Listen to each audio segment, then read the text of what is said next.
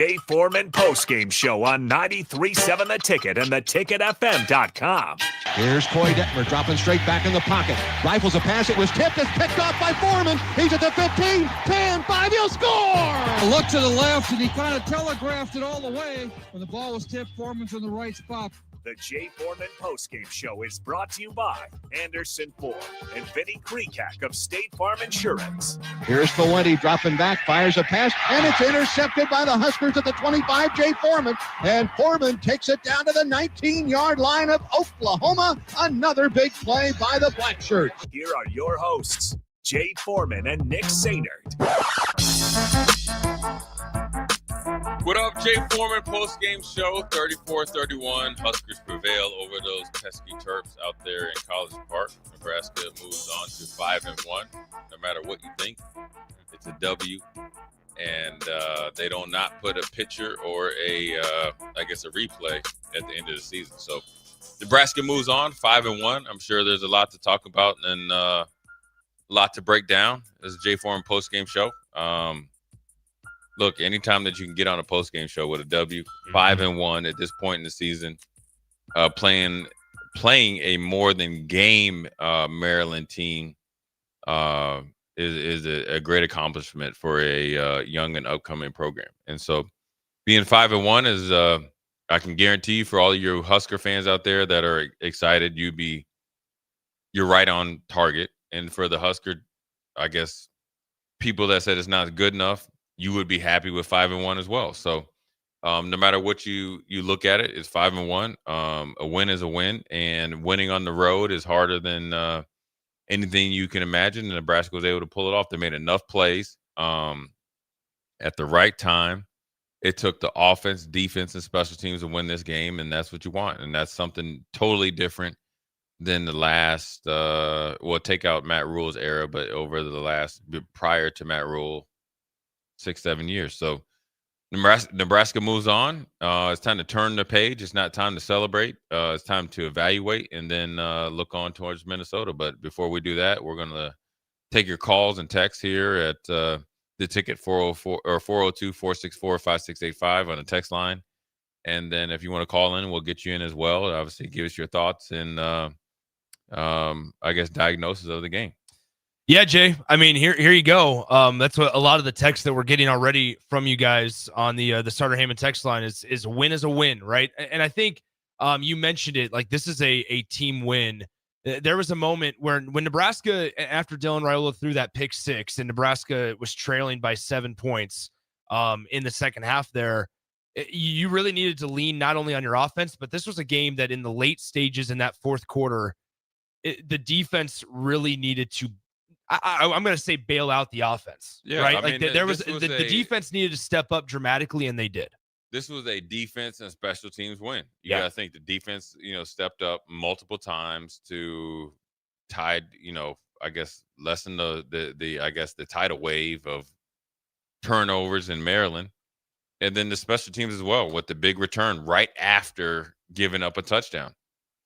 And you throw a pick six, you get the ball back, you drive down, defense holds force or holds set or whatever you want to call it, and wins the game. But that's how you win. You don't just win with your offense or quarterback play. Mm-hmm. You win with sometimes your special teams play. Sometimes you win with your defense. Sometimes you win with your defense and offense when the special teams is struggling. And in this day and age, or this game in particular, special teams was able to do things periodically. The big field goal when Nebraska was down is huge because that's the difference in the margin of what you're able to win by 4 versus being a tie game. That's huge. And that's the improvement. You got to give Eckler, a lot of credit where he's came in and brought life with the same players into the special teams. And they've been the last 2 weeks very special. Yeah, I mean, you're absolutely right. Before we keep on going, I want to thank our sponsors, Anderson Ford of Lincoln, Vinny Kreekak of State Farm Insurance, and Baumgars. This fall, Baumgars has everything you need to get your farm ready for the season and tools for your fall projects to get ready before winter. Get ready today with Baumgars throughout Nebraska and in Lincoln at 56th and Cornhusker Highway. All right, Jay, Let's just get some of these texts right off the bat. Mississippi Mud Dog chimes in, says, big win, big fourth quarter. Wish Nebraska would have leaned on Emmett more during the game, especially in certain situations. A lot to look at and fix, but better off fixing it after a win than after a loss. Go Big Red. Emmett Johnson today, 21 carries, 176 rushing yards, and no scores for Emmett on the ground or through the passing game. But man, oh man, we talked about it in our pregame show segment. Emmett's been the most stable and consistent producer of just football throughout the first 5 games. Now add this game in there. He has been the most consistent through 6 games for Nebraska. Without a doubt, he's the offensive MVP. He might be the team MVP because every game he's been there. He's been accountable. He's been trustworthy. He's been exciting at times, and he's been, the lifeline. And so it's no different. I mean, I don't think Emmett's going to change. Emmett's going to give you everything he got day in and day out. Saturdays are no different than Monday, Tuesday, Wednesday, Thursday, Friday. And so that's what you're getting. And that's what you saw at a small glimpse last year when Dana came in, and now you're seeing in a major glimpse this year. And he won the game for us. You don't have to score touchdowns to be the guy that wins the game.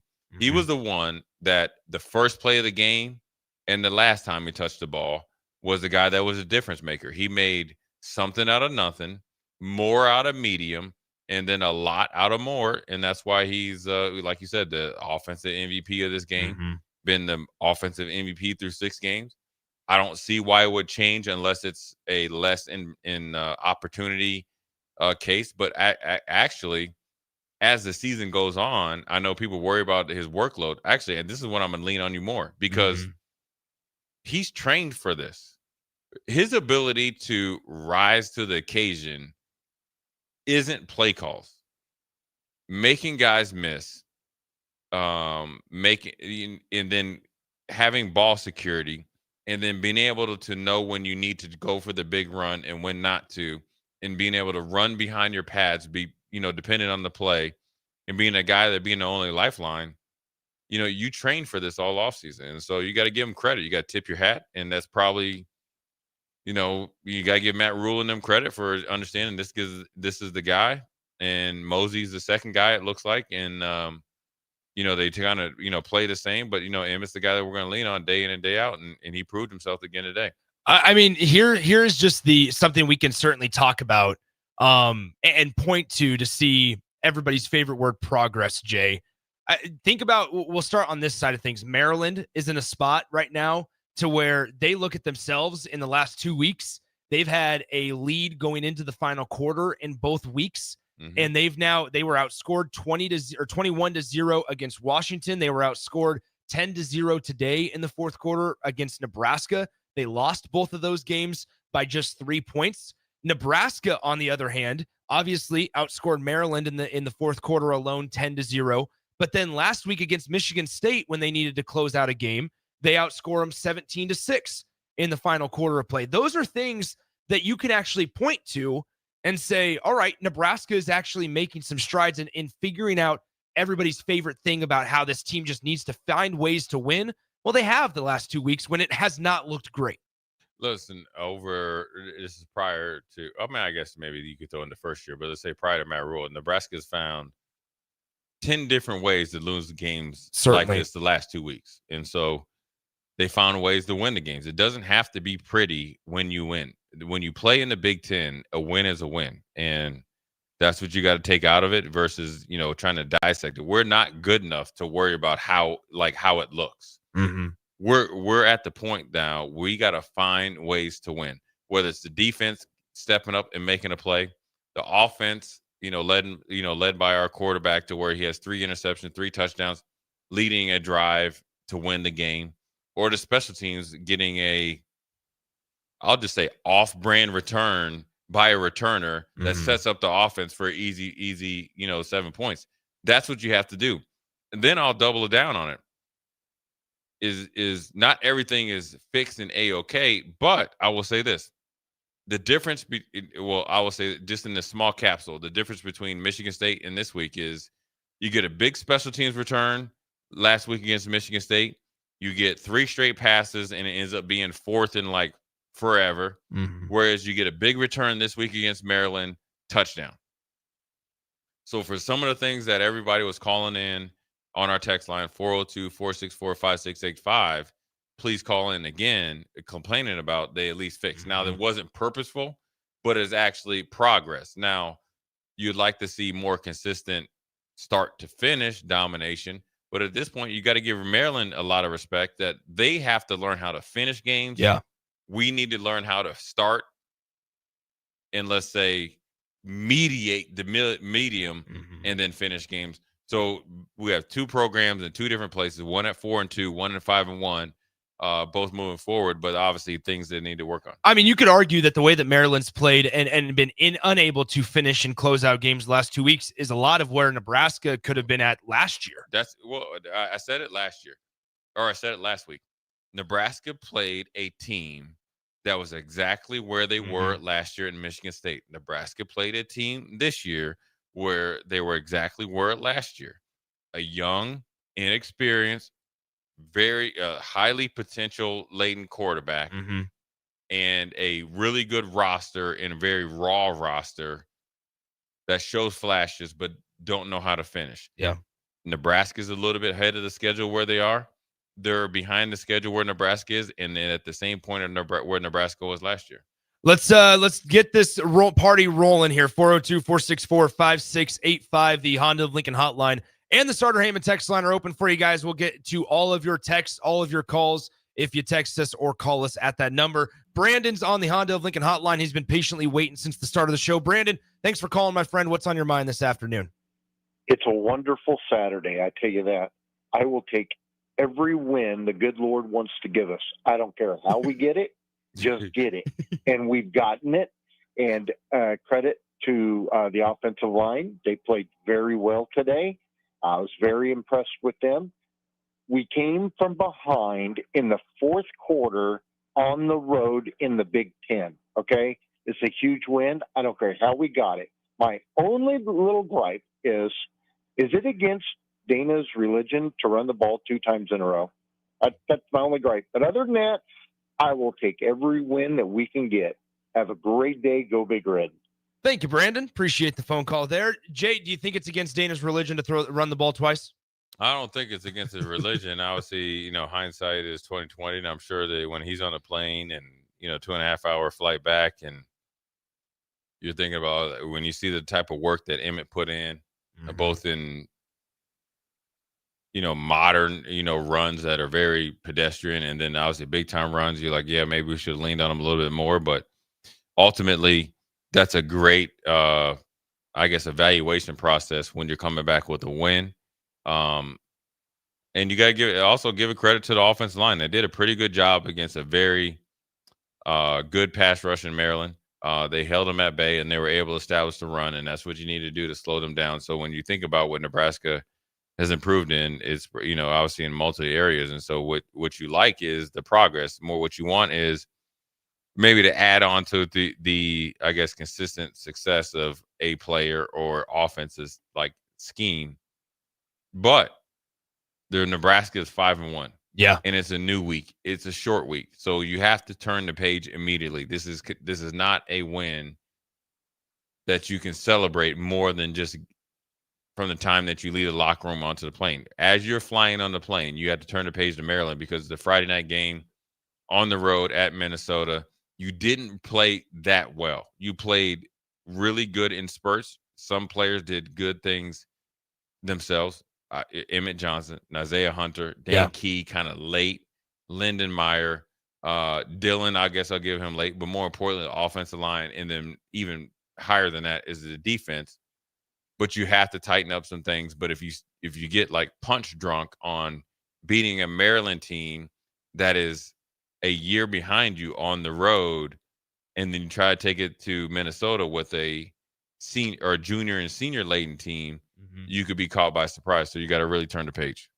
I mean, once again, there's so much to talk about, and it's great to do it after a victory, right? Nobody's going to sit here and tell us that not to celebrate this one. Nebraska's 5-1. Let's start there with big picture there, Jay, because a lot sooner than last year, but then also you look at the opportunity that is ahead of the Huskers here. I mean, for October, it got to be a little interesting. Northwestern wins on the road at Penn State today, 22-21. That's a massive win for David Braun and the Northwestern Wildcats there. Probably a win that potentially could save David Braun his job, regardless of what happens the rest of the year. But then next Friday, it's like you said, a short week against Minnesota. We're in a realistic universe and realistic spot to where a week from yesterday, when we're doing the Jay Foreman postgame show on next Friday night, we're talking about Nebraska already clinching bowl eligibility and in the middle of October. Yeah, I mean, that's what you want. That's what got to be your focus. I mean, and Minnesota's going to be a game that they want to hold their, home field advantage, and they feel like they have a mental advantage over Nebraska. And so it's great to, talk about to become bowl eligible. Minnesota's not going to roll over. The way they play is actually harder to defense than Maryland. I think the matchup for Nebraska against Maryland was probably more favorable. You know what I'm saying? So it's easier, I felt like, to predict the victory for Nebraska. Minnesota is different because they're a little bit more physical run game. Over the history, been better defensively and opportunistic as well. And so, when you think about it, it's a lot on the line. You become bowl eligible probably earlier than any team in recent history, and that's including Mike Riley and obviously Scott Frost. You can really dictate your future because you have a good opponent in Northwestern coming in. Then you have USC. Then you have UCLA, all winnable games that you haven't been able to get off the bus and really say this. Yeah. And you have the rest of the season where you beat a Northwestern that beat the same Penn State team at home, where Penn State is at home. You have less anxiety getting on that plane and flying to Pittsburgh or wherever and driving down to Happy Valley. And so I think it sets up really well for Nebraska to have a really good season. It's an easy schedule. They need to take advantage of it. Maryland was a part of it, but what makes Maryland even more enjoyable is putting on a good performance in Minneapolis in 4 short days. And that, what I mean by short days is Sunday really doesn't count. Monday, Tuesday, Wednesday, Thursday are your work days. Friday is your payoff. So you have 4 days to get ready for Minnesota. And if you do that and handle it correctly, then we're actually talking about on Friday night at probably about 11 o'clock, give or take, 10:30, right? Yeah. Talking about Nebraska's matured as a program, right? That's number one. Number two, I guarantee that they will be ranked. Number three, they have the maturity. So the Matt Rule and coach in the year 3 is for real. And number 4 is now you're playing with house money. Let's really go all in. Let's not only go all in with our chips. Let's take Nick's chips, Jay's chips, Harrison chips, and go all in because we have nothing to lose for the next 4 games after that. Once again, I want to thank our sponsors, Anderson Ford of Lincoln, Vinny Kreekak, State Farm Insurance, and Baumgars. Make sure you experience better with upfront market-based pricing at Anderson Auto Group of Lincoln at 27th and I-80 and 33rd and Yankee Hill. I mean, Jay, as we continue to kind of look at the schedule and in comparison, we look at it also when we look at big picture conversations, what are tangible things that we can point to show that Nebraska is moving in the right direction, right? Last year, Nebraska 5-1, right? And a very similar feel to this year. The same exact feel. The same exact feel. You lost your toughest test of the season last year, and that was against Illinois. But then you come back and you beat Rutgers. You on the road. You beat Purdue on the road. You beat Rutgers at home. You're 5-1 going into a pretty tough slate against Indiana. You and I were out in Bloomington, then Ohio State, then UCLA at the same exact time. After your first game in October, just like the Huskers were here, the second game in October, but in early October, Nebraska finds themselves at 5-1.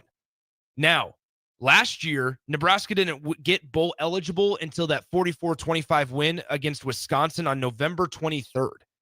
It show that it can be the process is abbreviated. The process is moving in the right direction by getting to that benchmark sooner. And then, like you said, go all out. Like there's nothing holding you back. There's no pressure. Yeah, and this is more than a game Minnesota team that you play, whether it's home or in this case on the road, right? This is a very gettable win. This is not a Minnesota team that's dominant defensively as they were under Rossi, who's now at Michigan State, or very run oriented, and then have plethora of NFL talent offensively, both in quarterback line, running back, skill position. This is not that same Minnesota team. And so it's a hump that you have to get over, but it's all predicated on what Nebraska does once they touch down here in Lincoln. And when you really look at it like that, it's something that once you get over the hump, it really breathes a sigh of relief. It shows that you're actually mature in your leadership to do things that you haven't done before. That means it takes every, 74 or all 74 guys to do that when you go on the road to Minneapolis. It shows that you've gotten better in the offseason. It shows that you can actually do what everybody expects you to do, which is go on the road back-to-back weeks and have W's and become bowl eligible. And then therefore it sets you up for things that you maybe not had forecasted in the offseason. New Year's Day Bowl, definitely a home, coming against Northwestern, a very gettable Northwestern team that's had success on the road, but you can beat them, right? Another chink in your armor, getting over Northwestern. Then you get USC, right? So every single step that they have for the next 3 weeks, that's Minnesota, Northwestern, USC, really answers a lot of questions from the 2 years prior. 1,000%. And then you get to go on the road, and actually you'll get more credit for beating UCLA versus what they were before. So now you're actually getting to triple down on maturity, triple down on the offseason hype, triple down on the recruiting prowess or development prowess. And then once you get to that point, it's a whole different ball game. And that's what they have laid out in front of them. But they can't get to the end game, what I just mentioned, until they handle their business next Friday night at 7 p.m. up there in I call it MPLS or Minnesota against the Gophers. Once again, 402-464-5685. We encourage the phone calls. Anything that you guys want to talk about, let us know either over the phone on the Honda of Lincoln hotline or over the text line. Let's get to some of these texts before we take our first break. We will be here until about 7:25, 7:30 or so with the Jay Foreman postgame show. We have this one. We have unnamed texter says, good job, O-line. I see that Nebraska's not making the personal fouls that would kill us in the past. More discipline, like you were kind of saying there, Jay. Maryland's a good team, but they made the personal foul mistakes that Nebraska used to. GBR. Yeah. Believer says UCLA doesn't even seem that easy anymore. I thought Nebraska gave that game away. This game was a stressor. Old Dad 34 claims that Nebraska's not going to win another game this season. Another game? Nebraska is not going to win another game, says Old Dad 34. Let me tell you something. If Nebraska doesn't win another game for the rest of the season, that means Nebraska would end up at what, 5-7? 5-7. I will give you $200 to the Mercado. Okay. Will you shave your hair? Well, it's either or. Okay. I'll say this. All right. Go bald. Okay. Yeah. I'm just chill out, Nick. You're doing too much. I'm trying to abbreviate the process. You're talking too much. Just sit back and relax. If Nebraska doesn't win another game from here on out, I will go bald. Clip it. And not just bald. I'm talking about big razor bald. Okay. Not just down to where you're like at a number one. I'm talking about putting the shaving cream on and going Mr. Clean. Mr. Clean. Okay. There you go. Cubsker, Emmett Johnson is up to 650 rushing yards on the season after today. There's the realistic possibility he'll rush for 1,000 on the season. I mean, there is, and you talk about it there. Believer says, chill out, Nick. There, Mississippi Mud Dog is in our comments as well. We appreciate all of that. Bruce in Kansas, what a game. Just keep winning, baby. And then other one, couple more that we have here. Corey says 2 huge things when it came down to crunch time there: the desire and drive to give it their all, and the incredible work of our dudes to keep their composure on defense and not react negatively to Maryland's dirty plays. Offense and the play by Singleton to lay him out at the end there without a targeting penalty. I mean, that was a great tackle also within the parameters of the game. Yeah, I mean, it's subjective. Obviously it wasn't a targeting or called a targeting. I could see if it was called a targeting, but I like it. He was in the strike zone. He played through the whistle, played through the guy. And they're 100% right. I texted before Nebraska or Maryland's immaturity, right? Mm-hmm. Of personal fouls, personal conduct, all that stuff. Yeah, it doesn't affect you in the real time, but it affects you later in the game, and it turned out to bite him in the butt. There's probably 4 or 5 of those. That's 60 yards of penalty yardage that they put in Nebraska's back pocket, and Nebraska was finally able to take advantage of it. Whether you want to view it as directly or indirectly, a part of the outcome, it was obviously part of the game, and that's what you don't want. That's the things that Nebraska and Matt Rule has kind of made or hung their hat on. They're trying to eliminate. They practice that way, or we assume they practice that way, and then obviously they coach that way during the game. And so it's one of those things that not only with that, then obviously more, they say that you have more emphasis on special teams. You hire a well-respected and, obviously criteria-wise and obviously resume-wise special teams coach, you get a big return like that. So yeah. And multiple weeks in a row. Yeah, but and against tangible opponents. Like this, it's not flashes and pans. Well, I'm not counting it against Akron and Houston Christian. Michigan State, huge returns. Maryland, huge returns. The thing is, yes, they were huge returns, and yes, I will recognize Michigan State and Maryland, respectively, or both collectively, have the worst special teams in the Big Ten. But we face teams with the same bad special teams and not taking advantage of it. This year's different. Big ups to the special teams and what they were able to do, and it's onward and upward. Jay, before we get to break real quick, let's just briefly talk about the rest of the Big Ten. I mean, holy cow. Well, I mean, what a day. So, I mean, you have, and there's still games to come, right? Like the Michigan USC game tonight's going to be good, but you have Northwestern go on the road to Penn State and win. You have Indiana go and win by double digits in Eugene at Oregon. Yeah. You have Ohio State look every bit of the number 1 team in the country with an 18-point win on the road at Illinois. There's a lot of teams looking in the mirror, having some real conversations with themselves. Penn State more so, I think, than any of them. Penn State's conversation in that locker room and in that powers that be meetings, or I would say they're probably drinking cognac right now, is significantly different than they could envision over the last 15 years. Yeah. Even when Bill O'Brien was there. They have to make some decisions that they don't want to make, both in the real time, that means the football team, and then outside of the football, building. Yeah. On what they want to do with the head coach. And there's some teams like Oregon. Are we as tough as we think we are? Or is it a legitimate excuse? We went on the road a little tired, and Indiana is for real. Listen, Indiana has Maryland's starting running back, who is one of the best running backs in the Big Ten. Roman Hemby. He is second team, but he's the guy that punched a hole in that Oregon defense. Indiana is playing a different type of football this year.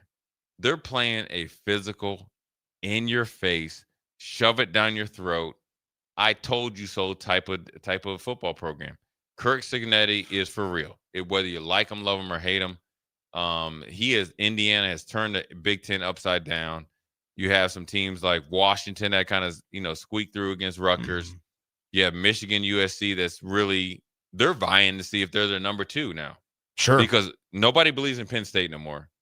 No, I mean, Penn State's 3-3. Their plans have changed. Yeah. Right? All the people in Happy Valley that thought about where they're going for Christmas has changed. Well, and Jay, let's just talk about Penn State football real quick, because the upcoming schedule, this was supposed to be the easy, quote unquote, easier stretch for Penn State. Penn State get right. Yeah, Penn State has to next week goes to Iowa. They follow that up with a road game against Ohio State in Columbus. Yeah. Then it's a home game against Indiana, which looks a hell of a lot more scary than what it did maybe 3 hours ago, because you didn't expect Indiana to go on the road in Eugene and look the way they did. Right. And Then they will have then the last 3 are Michigan State, Nebraska, Rutgers, right? But right now, the next 3 games on the road at Kinnick, on the road in Columbus, Ohio, and a home game against the second best team in the Big Ten Conference in Indiana. That's your next 3 in a very uncomfortable position for Penn State at 3-3. 3-3. At no point in the offseason would Nittany Lions fans think that they'd be 3-3. And now that they're here, the conversations with and around James Franklin and the players in that program, you got to think this is bigger than James Franklin. Oh, they certainly invested significant amount of money in this team trying to replicate what Ohio State did, bringing both running backs back, nabbing Coach Knowles from Ohio State to come over and be a defensive coordinator after you ran off Tom Allen like he was the problem. Now you bring back Drew Aller, who you said, listen, he made huge jumps from year 1 to 2, 2 to 3. Now he's in the make or break year. He looks average at best, right? Now, whether you upgraded the receivers or not, that's your choice. The conversations in Happy Valley are, I don't know. Well, only way it could be very soft is they're controlling the airways, but I can guarantee you the conversations are a lot different, and they never were, I guess, forecast to be this intense at this point. You're 3-3. You expected, and in particular, Penn State expected to be in the talks of a bye week going into the college football playoffs. You ain't making it. No. I mean, you're hoping for 6-6. So now you're thinking, how can we be 8-4? The best bet is 9-3, right? You just reel off 6 in a row, but it's not going to probably happen. But 8-4, 7-5, and get to a bowl game and try to have some sort of excuse of we're turning the page. That means we're going to play young guys. We're going to jettison the older guys out, and the bowl game is a look-see in the next year. And I really want to come back. But James Franklin has burnt all those bridges. Yeah. You fired offensive coordinators. You fired multiple defensive coordinators. Now, some is like Manny Diaz, who went off and could be a head coach, so forth and so on. But you got rid of Tom Allen and brought in Jim Knowles of the national championship team. You paid him $3.1 million to be your D coordinator. Exactly. After you had a really big turnaround with Tom Allen. Every move you've made in the last 18 months has been wrong. Now you're going to be held accountable no matter what you do the rest of the season. The only saving grace is 8-4, 9-3. Anything below that, there potentially could be a change. And to add icing on the cake there, Drew Aller was carted off today. He's done for the year. Yeah, I mean that's so. I mean you're done. You're out. Your quarterback. Your starting quarterback. Who, say what you want about him, he was an NFL potential guy, and also just a very experienced quarterback. Even though there's been a long list of Drew Aller mistakes in crucial times, nobody in Penn State, especially James Franklin, saying, yeah, let's go with Ethan Grunkmeyer over Drew Aller. Well, your backup quarterback is at Missouri, who's suspect. Bo Perbula. But you were grooming him. Yeah. Drew Aller has more upside and has done more positive than given credit for. Part of Drew Aller's negativity, as far as perception-wise, was based on the play calling. Yeah. You changed that. Now he's hurt when you need him the most, not on his doing, on your offensive line doing. I mean, you can talk about Oregon getting trounced by Indiana, and you can make it legitimate excuses for that, right? Dan Lanning will probably start his press conference of it was taking accountability, but then alluding to the travel to Happy Valley and then back in Indiana being more ready for them. That's legit. What James Franklin has done the last 2 weeks, is inexcusable in Penn State. And for a guy that really resurrected a program and really brought them to the apex as much as they did last year. Yeah. You could be looking for another job here very soon. The last thing before you send us to break, I mean, they bring Jim Knowles, as you mentioned multiple times.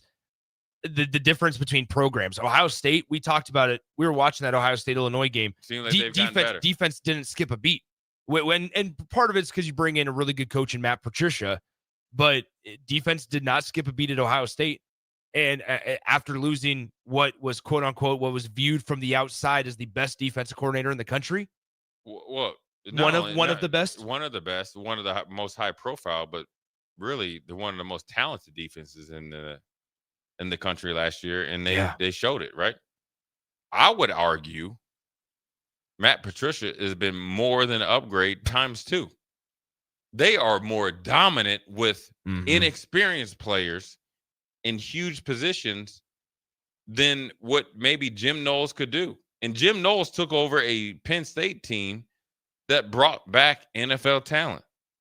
So really, if I'm Ryan Day, I'm sitting back right now. He's probably in Columbus, probably just got back from Champaign, Illinois, pulling up to his house or he's at the facility, probably having him a nice Coors Light or whatever he likes to drink, and sitting back like, you know what, I made the right decision. Some of the things that you heard coming out of Columbus of why they didn't bring back Jim Knowles at defensive coordinator has rang true in Happy Valley. And I mean, here's on the flip side, on the other sideline, what a win for David Braun. We talked about it just a little bit ago as we were watching the Ohio State game and stuff, talking about David Braun. It was thrown into the fire, had a nice year, 8-win year his first season, has a 4-8 year last year. You felt like, okay, man, things might not go very well for him later this season. This is a marquee win as you'll get in year 3 for a place like Northwestern and for David Braun. And now Northwestern's 4-2, and David Braun is over 500 in his time as the head coach at Northwestern. What a marquee win for him. Marquee win for him while he's the head coach at Northwestern. If you dare to fire him, he has something that nobody else has in Northwestern recent history prior to him. And look, taking over the job and then doing well, and then maybe obviously not leading or not living up to expectations, that's probably understandable.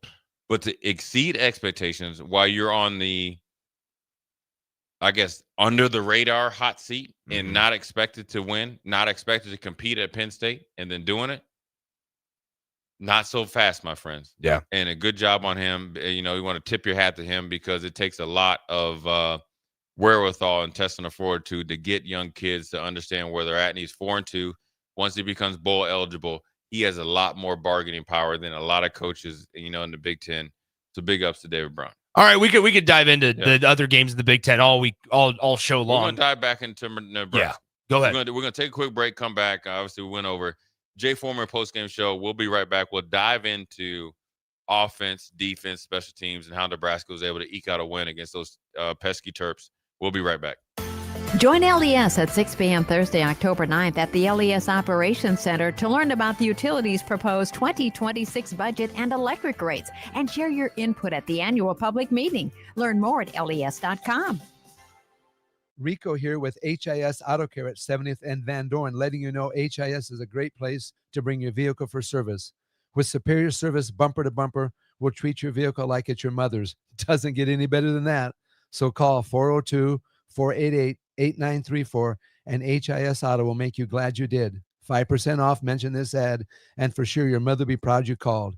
402-488-8934, HIS Auto Care, 7th and Van Dorn. God bless you. When the clock strikes 0 after every Nebraska football game, there's only one place to go for instant coverage. Tune in for the Husker After Party Postgame Show on 93.7 The Ticket for each game, win or lose. Call in with all your takes or text the show at 464-5685 and hear quotes from the players and coaches too. It's the Husker After Party Postgame Show, sponsored by Anderson Ford and Vinny Krikak of State Farm Insurance.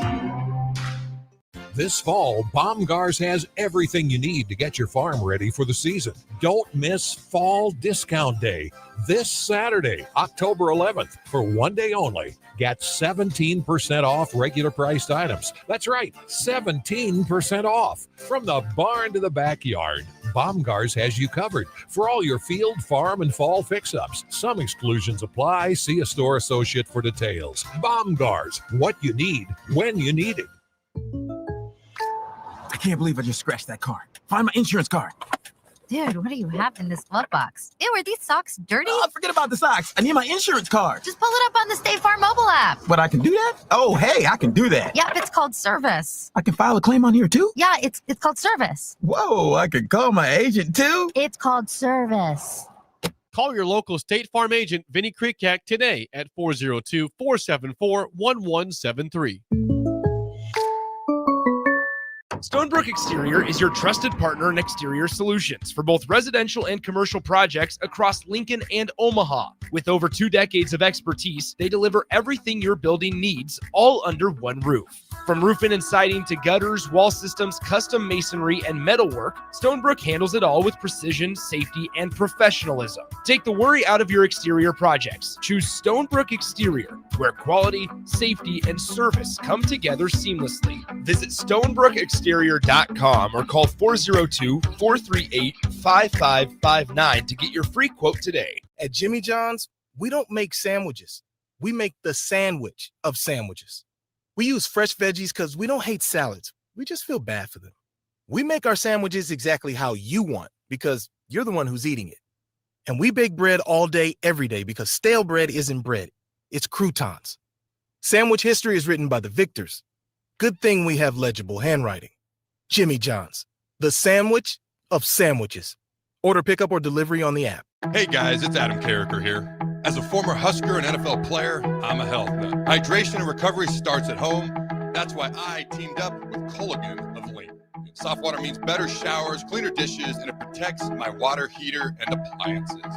Their high-efficiency softener cuts salt and water usage. For drinking, I added a Culligan reverse osmosis. Bottled quality water right at my tap. Great taste, and it's certified to reduce tough contaminants like lead and PFAs. Right now, get up to $300 off a whole home system or just $9.95 per month for your first 3 months. Schedule your free water test at CulliganHuskers.com. That's CulliganHuskers.com. Culligan of Lincoln. Water you love. Go Big Red. Limited time offer. Participating dealers. Restrictions may apply. Sometimes good people make mistakes. When you find yourself in need of an attorney, call Liberty Law Group. The attorneys at Liberty Law Group will defend you in court and protect your freedom to get you the best possible outcome and the justice you deserve. Trust your freedom to Liberty Law Group, the best criminal attorneys in Nebraska and Iowa. Call them today at 877-404-5238. That's 877-404-5238. Or check them out online at libertylawgroup.com. Anderson Ford in Lincoln has 2 convenient locations, which means 2 times the customer service, 2 times the inventory, and 2 times the ability to get you in the car of your dreams. Whether you visit us on the north side or the south side, you'll find more selection and a team that's always on your side. When you're looking for a better way to buy your next Ford, visit Anderson Ford in Lincoln, where exceptional service meets unbeatable selection. Hey there, this is Paul Scheel, owner of High Electric. I want to thank our friends and loyal customers and introduce High Electric to those looking for a new electrician.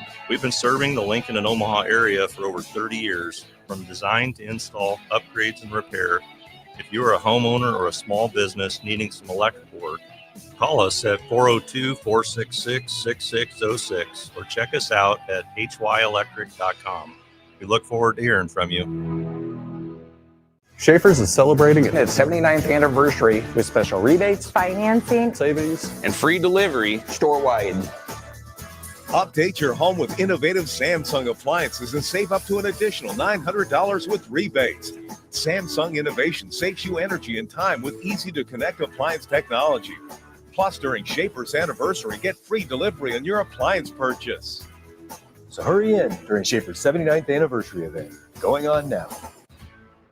Back to the Jay Foreman Postgame Show on 93.7 The Ticket and theticketfm.com. Powered by Baumgars, Anderson Ford, and Vinny Krikak of State Farm Insurance. Here are your hosts, Jay Foreman and Nick Sainert. What up, we're back, Jay Foreman Postgame Show. Obviously, Nebraska was able to win and pull it out there in College Park against a game Maryland team. We've got some stuff from Matt Rule Let's just start with this one here, Jay. Let's hear what he has to say. Is it audio or? Yeah, audio. Winning another close game, and what does it mean for Nebraska's confidence? Here's Matt Rule, what he said post Maryland's victory.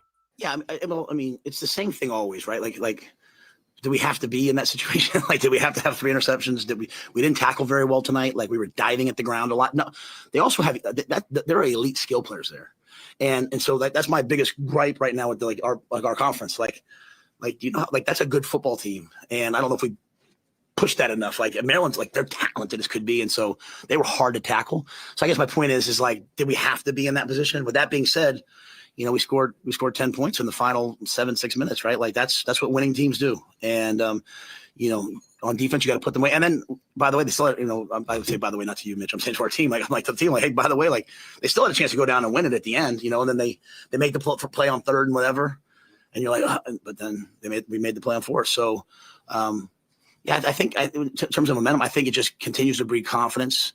The biggest thing I felt was no one was panicked on the sideline, but they weren't panicked last week. Like the Cincinnati game, that's three close wins, that comes down to the end, and our guys are very, very comfortable in the fourth quarter. And really, these are all the questions you guys have asked me about, like, hey, how are we going to get over this thing? And I said, hey, we're going to inoculate them by doing it all the time. We're going to teach it at a high level, and I thought we did it pretty well there. So. There you go. Matt Rule after Nebraska's win. Fourth quarter comeback for the Huskers. Jay, where do you want to start? Offense, defense? What are we thinking today?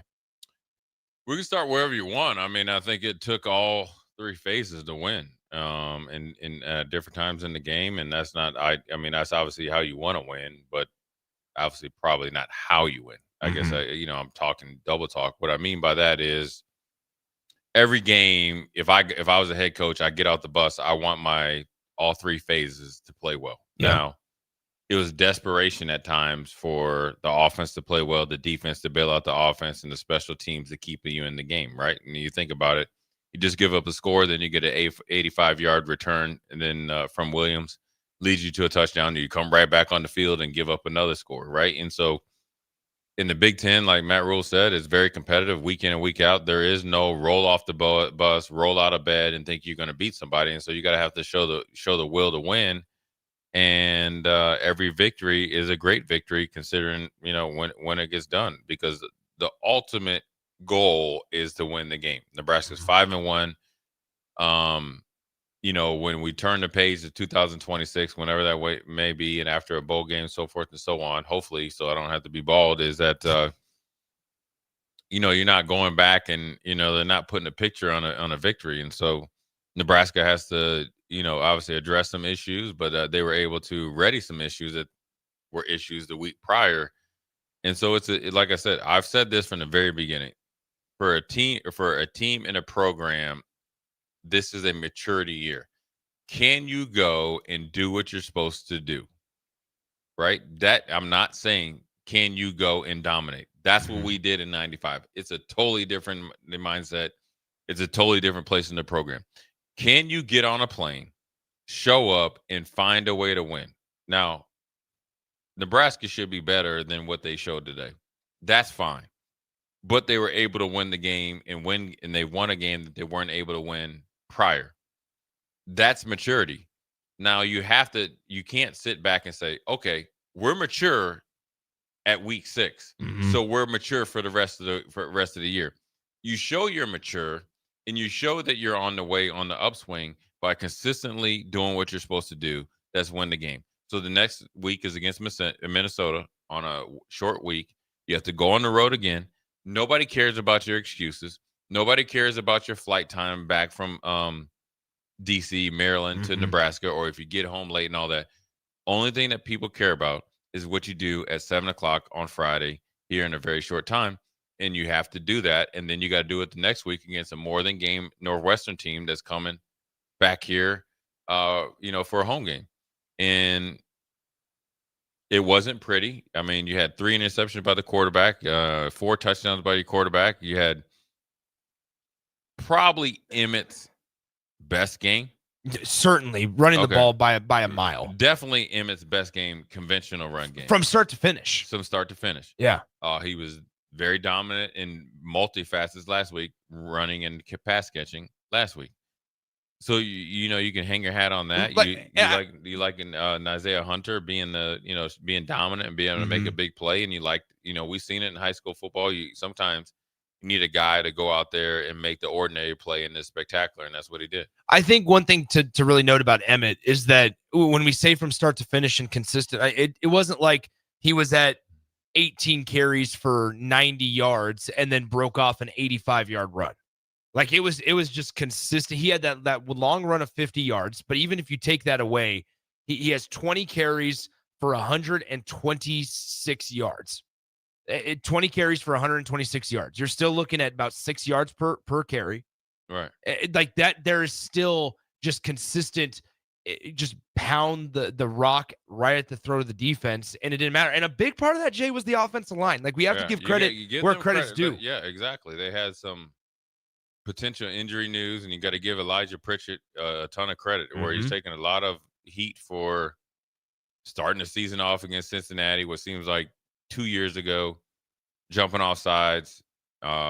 Steve Sipple said this morning in the pregame show that he might, got a little nicked up. He was questionable on the report. Okay. He was questionable. Well, he answered the bell. Yeah. And even on the big 60-yard 50 yard, or no, excuse me, to Isaiah, you're talking 60-some yards. It was a 64-yard catch. He was 15-20 yards downfield, not only making his block at the point of attack, but the secondary effort. And then you were able to see, obviously Gunnar Gatula, set in at the right tackle position and being able to provide continuity and being able to run the ball effectively inside the tackles from a conventional standpoint. And that really steadied the waters when it got a little shaky. And so that's what you got to hang your hat on. And like you said, you got to give 1,000% credit to the offensive line. Yeah. So as much as you talked about them last week, you got to give them credit this week. They gave up 1 sack at the end of the half. Regularly,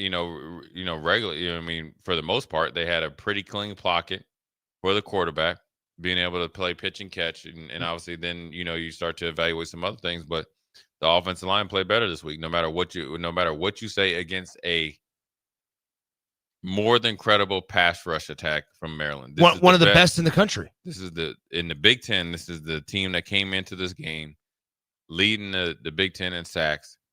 Very, very effective. They destroyed Washington last week as far as being able to play the run and attack the quarterback against a more mobile quarterback. And so Nebraska was able to do a good job at him. So you want to tip the hat to not only Nebraska, but their, Coach Donnie as well. I mean, Nebraska, so Maryland coming into this game had 19 sacks on the year. It was tied for 5th in the country in sacking the quarterback. And they were tied with the likes of like Ohio State and those types of programs. Today, Nebraska allows just 1 sack, and it was to end the first half. It was the one, and part of that is like Elijah Pritchett maybe needs to get a hand on a guy. When I saw some stupid tweets where it was like, just hold him. Like, you're not just going to intentionally commit a penalty, but also on that type of play in the final seconds, Nebraska's probably running a play offensively, Jay, and you can talk more X's and O's about this, to where it takes a little bit longer to develop to try to get some farther yards down the field. So like, you take it with what it is. Sure, you don't want to sacrifice your quarterback by any means, but if that's the 1 sack that Nebraska gives up game after game, so be it. Yeah, I mean, that play there is a chuck and duck play. You're not expecting to run from a defensive standpoint. It was a good pass rush by their freshman defensive end, and Elijah fell asleep a little bit, but it's a learning point for him. And that's where that's probably like a snapshot of where Nebraska can take a huge step. If you look at one player and the ability to finish and do the extra thing in order, and it's not even for the payoff, just do what you're supposed to do. Kick step, keep them in front of you, then put the onus on the quarterback to make the play. If everybody takes that type of mindset as I'm going to do my job to the maximum, no matter what, it's the first play or the last play before the half or some throw off play or whatever, was 3rd and 26. And I was like, there's no way we can get it. So I'm just not going to, I'm not going to really block that hard. If you really eliminate all that questionable stuff, Nebraska goes from 7-5, 9-3, and 10-2 overnight. But it has to be a conscious effort in everything you do day in and day out. Mm-hmm. And that's where it's at. And really, they gave it 1 sack against a really good pass rush. They have inside pass rushers, outside pass rushers, second-level guys that can blitz and make plays. Nebraska's offensive line did a really good job in their scheme of keeping them off balance. So you got to tip your hat to the offense in general, but more importantly, the offensive line. Yeah, I mean, once again, Nebraska wins it. They win it 34-31 after outscoring Maryland 10-0 in the fourth quarter. Nebraska, one area you could probably get a little bit better in as well, that middle eight that we always talk about dramatically, right? Nebraska did not dominate, play well in that middle eight. There was turnovers. There were inabilities to get off the field defensively, but also part of that, give Maryland credit, I suppose. Yeah, I mean, you start fast, you're up 10-0. You have a little bit of lull. Nebraska or Maryland starts getting going, and then you're not able to withstand that storm until you can really, get your, head above water, and you're lucky enough that you had enough time to drive down and get a touchdown. So Nebraska can lean on, okay, we made enough plays to win, and that hasn't been the norm. Maryland has to figure out a way to finish. There's 2 weeks in a row. You're having a lead, and then you lose it in the fourth quarter. So what aren't they doing to a high enough percentage to win games? Nebraska has to look at, okay, we're showing the will to win, but we're also not playing well enough in the most crucial part of the game to make the wins come easier. Because that crucial part of the game, even if you're able to, just say your fail percentage in that 8 to 12 minute mark is 100%. But you're able to get it down to 60%. That's 2 more wins a year, because you're never going to play perfect because the league is too competitive. So you really gotta have a look-see. Is it play calling? Is it guys making the plays that they're supposed to, or is it I guess falling in love with looking at the scoreboard? We have a lead. We know we're going to go in halftime with the lead, so we can kind of adjust at halftime. You have to understand everything that you don't do and the other team is willing to do is twofold in the confidence department. And that's where Nebraska fell asleep a little bit, but they were able to make enough plays to win. Once again, I want to thank our friends at Anderson, Ford, Lincoln, Vinnie Creek, State Farm Insurance, and Baumgars. Make sure you protect yourself from the unexpected with the help of Vinnie Creek at State Farm Insurance. Contact Vinnie and his team for a personal price plan to take the guessing out of insurance. Call today at 402-474-1173. Jay, go ahead. Let's turn the page. We got about 20-25 minutes left in the show or so. We'll take this up to about 7:30 or so as we kind of break down Nebraska's win over the Maryland Terrapins. I want to get your thoughts on the first drive of the game. Very similar to Michigan, where Nebraska gets down near the red zone. They go for it instead of kicking a field goal. I like the decision to go for it, but some people don't, and that's okay. Yeah.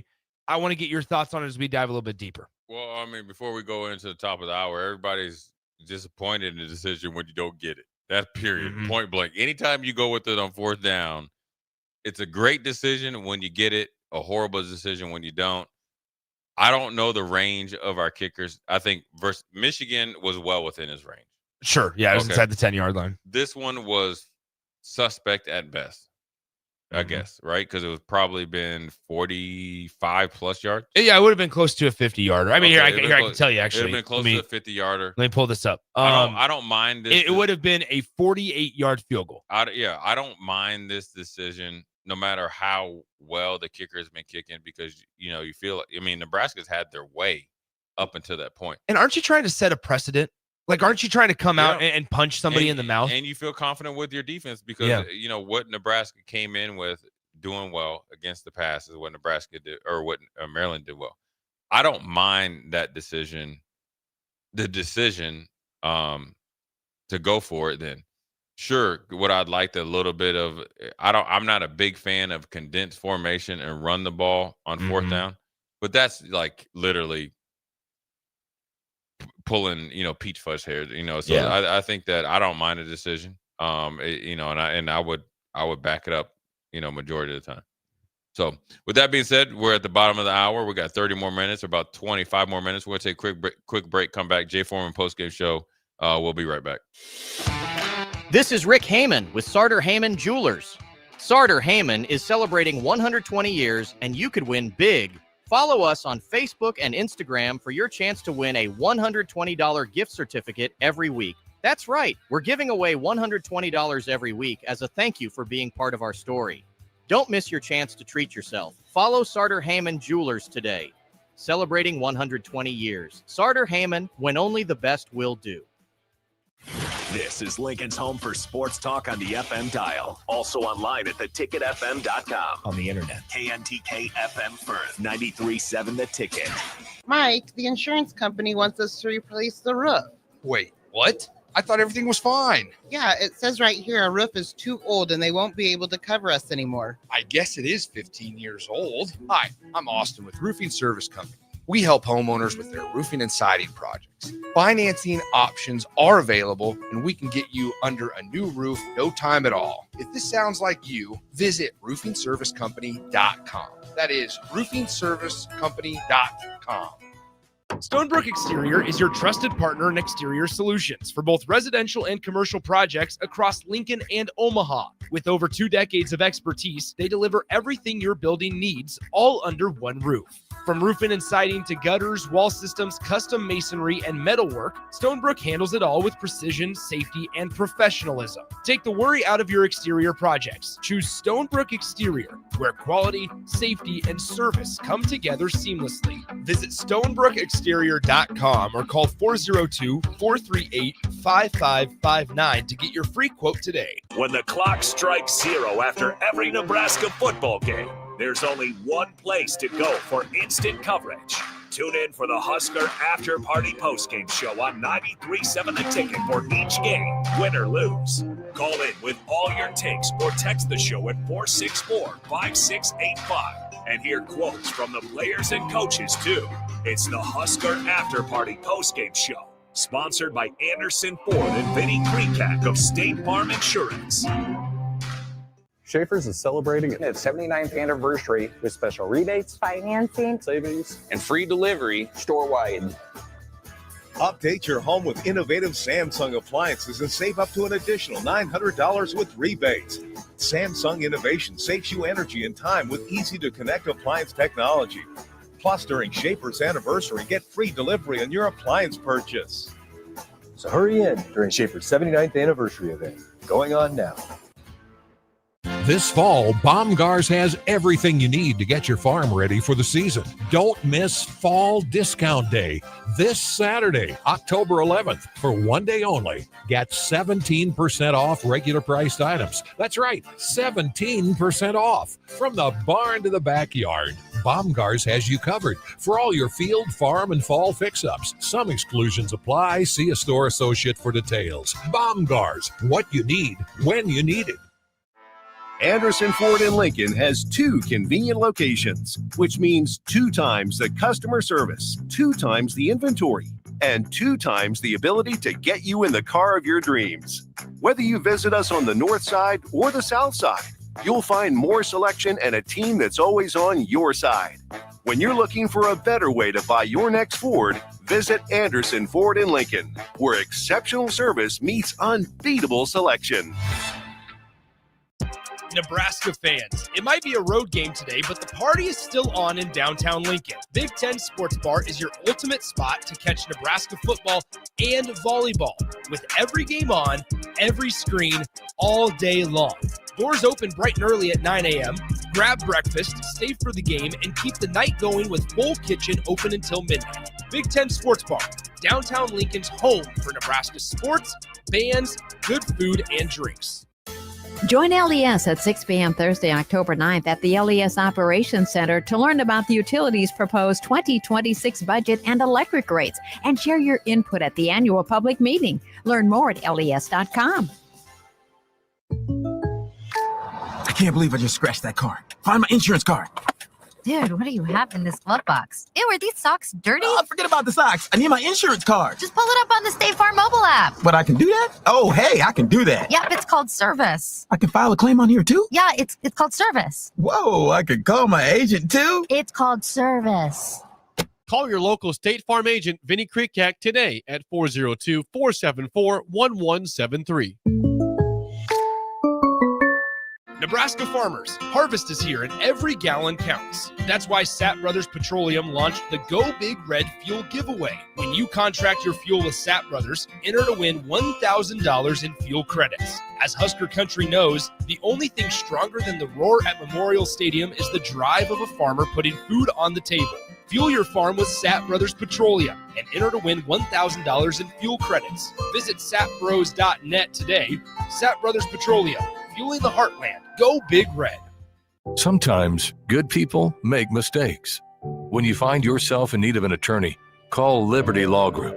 The attorneys at Liberty Law Group will defend you in court and protect your freedom to get you the best possible outcome and the justice you deserve. Trust your freedom to Liberty Law Group, the best criminal attorneys in Nebraska and Iowa. Call them today at 877-404-5238. That's 877-404-5238. Or check them out online at libertylawgroup.com. Back to the Jay Foreman Postgame Show on 93.7 The Ticket and theticketfm.com. Powered by Baumgars, Anderson Ford, and Vinny Krikak of State Farm Insurance. Here are your hosts, Jay Foreman and Nick Sainer.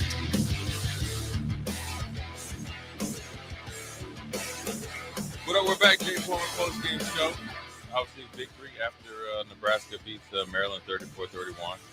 Well-earned, hard-earned victory by the Huskers against the Terps.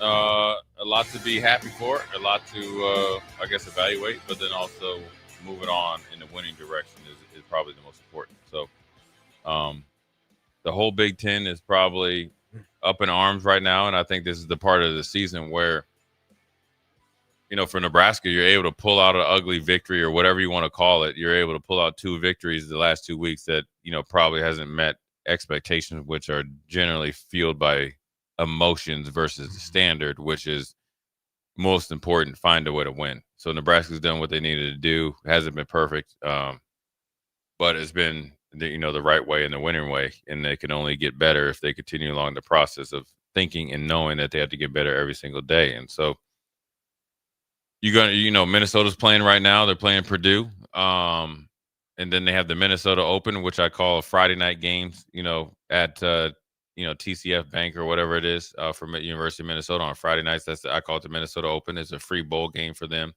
Generally, Minnesota plays a big name opponent, which Nebraska definitely is. And they kind of really made it the Minnesota Open when they took Ohio State to the 23rd hour and until Mo Abraham got hurt and changed the landscape of the game. And so Nebraska has their work cut out for them as they fly back. But, more importantly, as you saw some of the players and heard from some of the players, whether it's Matt Rule and other players, they appreciated the victory, but also understand that, it's the Big Ten and they got to continue to get better. Some scores from around the Big Ten that are going on currently. Let's go this. Actually, let's do this. The games that have been completed first. Obviously, in addition to Nebraska's 3-point win against Maryland, Ohio State knocked off Illinois 34-16. Indiana goes on the road in Eugene and wins 30-20. UCLA wins their second game in a row. They're now 2-4 with a 38-13 win on the road in East Lansing against Michigan State. Northwestern wins in Happy Valley 22-21. The games that are going on currently, Iowa putting the beat down on Wisconsin with still 10 minutes to go in the first half. They lead at 17-0 on the road in Madison against Wisconsin. They're at the Wisconsin 6-yard line, though, also on the doorstep of scoring more. USC is up 7-0 on Michigan in the late stages of the first quarter. And with 5 minutes to go in the first quarter, Purdue has the ball and a 7-point lead over Minnesota 7-0 in Minneapolis. And so those are the games that are going on currently. Yeah, you think parity is across the sometimes you can think parity is across college football and skips the Big Ten. Well, alert here. Yeah, today proved parity is here. And I said it coming out of Big Ten media days. If you think Purdue is going to lay down with Barry Odom as a head coach, you are sadly mistaken. If you think Iowa is just going to go through the year and take their lumps and not be able to feast on a feastable opponent in Wisconsin on the road with a coach in Luke Fickell, then I'm surprised at some of his, I guess, end-game antics, like not congratulating the team scoring late last week, not calling timeouts, not coaching to the end, and not having his team ready to go at home against a team like Iowa that they probably match up. Iowa allows you to keep the game close if you just match their fundamentally sound physicality, and that's what Luke Fickell, fashioned himself at. Then when you have USC, if you listen to Sharon Moore and Lincoln Riley's press conference, there is no love lost there. USC's defense, led by Rob Ryan and all that, is definitely matched them physicality. They have a win. So every game moving forward, including next week for Nebraska, has just gotten harder. The way that you beat Michigan State made the Maryland game a little bit harder. Maybe the way that you beat Maryland made the Minnesota game harder. But also, that's just what we control. What you can't control is what Minnesota and all these other teams have done. And everybody on the rest of the schedule has leveled up. So when you get ready for this game, this isn't like, oh, we're facing a down Minnesota team or a down Northwestern team because we're playing them at home. You better come ready, and that's why this is a maturity year for Nebraska and the program. Let's talk Nebraska's defense. Jay, you said that in our pregame show segment earlier today, I asked you, all right, what group on the defense needs to have the best game of the three? If it's defensive line, linebackers, or secondary, you said linebackers. How about this? Javen Wright leads the team in tackles, 12 tackles, 9 of them solo. Marquise Watson-Trent, 6 tackles, second on the team. Those two guys lead the team in tackles here in the 3-point win. Vincent Shavers has 4 with a tackle for loss, also had a pass breakup. And then even Keona Davis had 4 tackles on the day. A couple of the guys that needed to step up, especially in that linebacker room, there they were. Yeah, Javen Wright again. This is a 2-week stretch. It's his best football, and I think he's starting to feel more comfortable. I mean, I think his health kind of held him back there. So now you're seeing a credible athlete with a ton of potential making plays when they need him the most. So that's, now I would tell, if I was talking to Javen, now you done showed yourself. Now that's the standard every week. And then when you get the, Vincent Shavers, who started out doing real well, you texted me, then he commenced to missing a tackle, then he got hurt. He was playing pretty well, messed up on probably the long run, but, that's just part of inexperience. He gets hurt for the rest of the game. Here comes Watson-Trent, who we said pregame, or you had mentioned pregame, that hadn't really saw an uptick in production. So in less than a half of a game, that means he came in the second half. He has 6 tackles, and the production is there. He made some big plays. That's the depth of Nebraska, but then also the coaching as well. So you got to give them credit.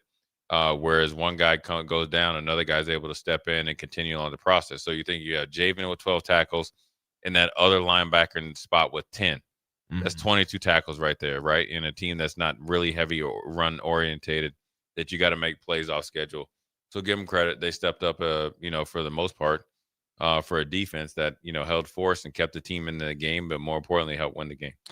Once again, 402-464-5685, the Honda Lincoln hotline, the Starter Heyman text line open for you guys. This is the last call, I would say, to get your texts in, as well as we have about 10 minutes left in the program or so.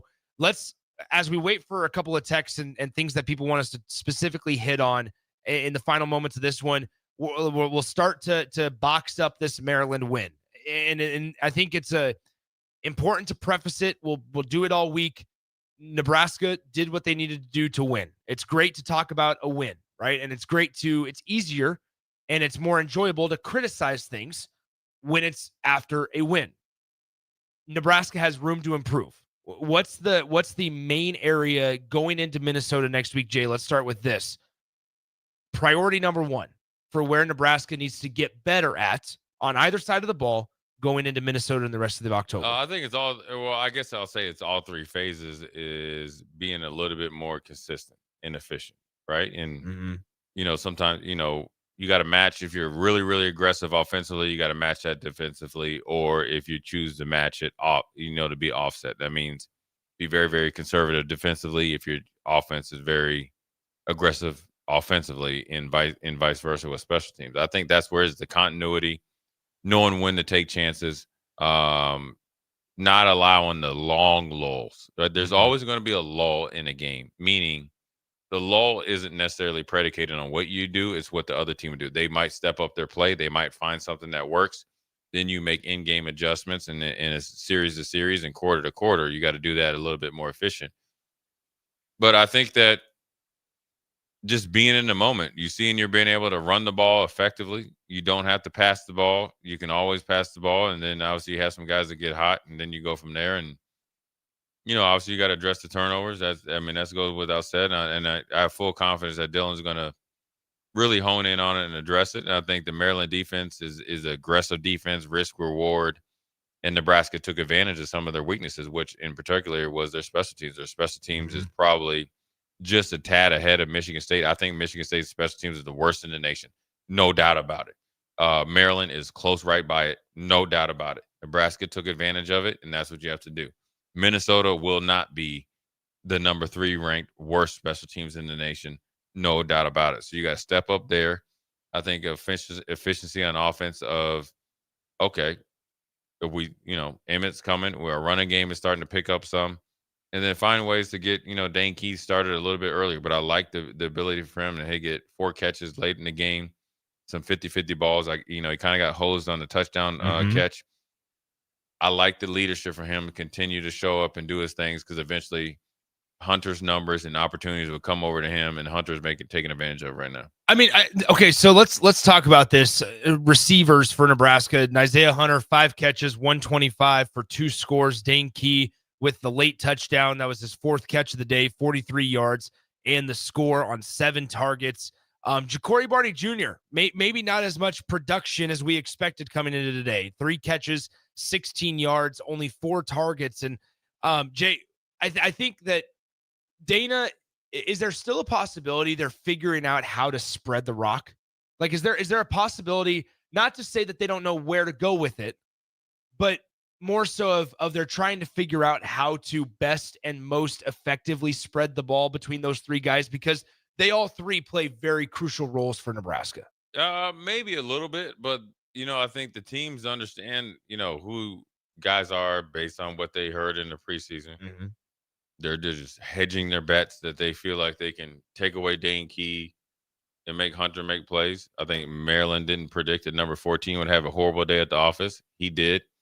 He did make some plays, but obviously early in the game, he definitely gave up a lot of plays. And so you got to give credit where credit's due. And then obviously Barney. And I think when you really, if you come into the game premeditated that I got to get Nick so many catches, Jay so many catches, Austin so many catches, you lose the flow of the game. I think this offense is the best when they're calling plays blindly, understanding Emmett's running the ball efficiently. We're going to ride that thing, and then we're going to set up everything pass-wise off of that. Once they get to that, they have enough playmakers in depth, whether it's Quinn Clark coming off the bench, whether it's Mills, whether it's Mosey kind of playing that kind of running back, slot back, or whatever, or if you got Smith. And I was say we even saw Keelan Smith catch a pass tonight. So you got plenty of depth there that you don't have to worry about it. Just go out there and call the plays, because you should feel comfortable with your main 3 guys making plays. And then when it comes money time, they got to make plays, and that's what they did today. Once again, 402-464-5685, the Honda of Lincoln hotline, the Starter Heyman text line open for you guys the entire show. As we get ready to get out of here, Jay, let's just go through some of these. A career high 176 rushing yards for Emmett Johnson, 21 carries, 176, 8.5 yards per attempt. For Emmett, when you include his receiving statistics, it's a total of 23 touches for 196 yards. And they're definitely a productive player today, productive performance for Emmett Johnson. Nebraska as a team averaged 7.7 yards per play. There were a lot of statistics and categories here, Jay, that Nebraska was on the wrong side of. Turnovers being the biggest and the the most primary one. 3 turnovers there. Maryland got 17 points off of those turnovers. You keep it a clean game. This is a much more lopsided game, which is something we've said the last couple of weeks as well. But then in addition to it all, Nebraska lost the time of possession. They were not great on third downs. They were under 50% on third downs. They were 0 for 1 on fourth down attempts. Maryland, on the other hand, was 7 of 15 on third down attempts. At one point, Maryland was 7 for 11. Nebraska's defense really bowed up. I mean, there's a lot of categories here to where Nebraska was not in the driver's seat, but yet to continue the narrative that we've said all show, they just figured out a way to get it done. So your final thoughts as we wrap this up, get out of here for the Maryland week and prepare for Minnesota. Yeah, I mean, Emmett had a little bit less than half of the yards, in his touches. So that, he's the MVP, no matter whether you like it or love it. Nebraska got outplayed in every crucial category that you can think of: third down, turnovers, time of possessions. But the finding a way to win, I think the ability to almost 1.5 times Maryland on the ground, 6.4 yards per carry and 4.3 yards per carry for Maryland, I think was a difference. And you saw that in the yards per pass attempt as well. 9 yards for Nebraska, 6.7 for Maryland. That's the difference. Mm-hmm. Even though Maryland had the game, they weren't as consistent. Now, if they uptick both of those categories by a yard or a yard and a half, Maryland wins. But they didn't. Nebraska was able to make timely tackles, was able to hold serve essentially when they gave up some turnovers, and they made enough plays down the stretch defensively to come out with the victory. So, look, this is something you hang your hat on. This is something that you go back to and understand. Like when we go on the road, we need to be tightened up. You're going to have a long road trip again out to UCLA against a game opponent. It's onward and upward. It is now officially, as of 7:21 p.m. here in Central Standard Time, on to Minnesota. You should be looking at and thinking about Minnesota and on the way home. They all have iPads or whatever. Yeah. They should be watching this game as they fly back from Washington, D.C. Once again, thanks to our friends at Anderson Ford of Lincoln, Vinny Krekak of State Farm Insurance, and Baumgars. That game next Friday night from Minneapolis, a 7 p.m. kickoff on Fox. And make sure you stick around for the post game immediately following what we hope to be a Nebraska victory against the Golden Gophers. Nebraska wins at 34-31. They're 5-1 overall, 2-1 in the Big Ten. Jay, we got 15 seconds, man.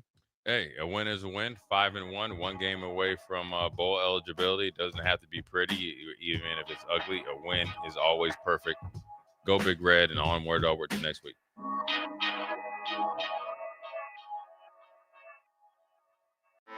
Anderson Ford in Lincoln has 2 convenient locations, which means 2 times the customer service.